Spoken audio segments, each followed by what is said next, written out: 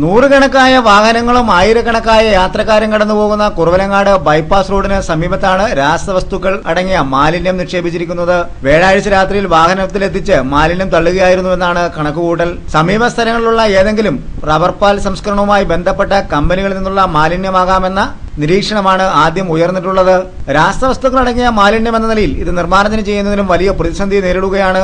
നാട്ടുകാരും പഞ്ചായത്തും അറിയിച്ചതനുസരിച്ച് ആരോഗ്യവകുപ്പ് അധികൃതരെ സ്ഥലത്തെത്തിയിരുന്നുവെങ്കിലും എന്തു ചെയ്യണമെന്നറിയാതെ കുഴയുകയാണ് ആരോഗ്യവകുപ്പ് അധികൃതരും. രാസവസ്തുക്കൾക്കടങ്ങിയ മാലിന്യമാണ് എന്നുള്ളതിനാൽ ബ്ലീച്ചിംഗ് പൗഡർ പ്രയോഗിക്കുന്നത് ഏതെങ്കിലും തരത്തിലുള്ള രാസപ്രവർത്തനങ്ങൾക്കും ഇതുവഴി ഏതെങ്കിലും തരത്തിലുള്ള വിഷാംശം കലർത്തിയ വാതകങ്ങളുടെ ഉത്പാദനത്തിനും ഇടയാക്കുമോ എന്ന ആശങ്ക ഉള്ളതുമൂലം സാധാരണയായി മാലിന്യങ്ങൾ എത്തുന്ന സ്ഥലത്ത് വിതറുന്ന ബ്ലീച്ചിംഗ് പൗഡർ പ്രയോഗം ഇവിടെ വേണ്ട എന്നുള്ള നിലപാടാണ് ഉയർന്നിരിക്കുന്നത്. വെള്ളം ഉപയോഗിച്ച് പമ്പ് ചെയ്ത മാലിന്യങ്ങൾ ദൂരേക്ക് അയക്കാമെന്ന് കരുതിയാലും ഇതിനും പ്രതിസന്ധി ഉയരുകയാണെന്ന് ആരോഗ്യവകുപ്പ് പറയുന്നു. ഇവിടെ നിന്നും പമ്പ് ചെയ്യപ്പെടുന്ന മാലിന്യം അയൽപുരയിടങ്ങളിലേക്കും സമീപത്തുള്ള ജലസ്രോതസ്സുകളിലേക്കും എത്തപ്പെടും എന്നതിനാൽ ജനകീയ പ്രതിഷേധം ഉയരുന്ന സാഹചര്യത്തിൽ ഇതും വേണ്ടെന്ന് വെച്ചിരിക്കുകയാണ്.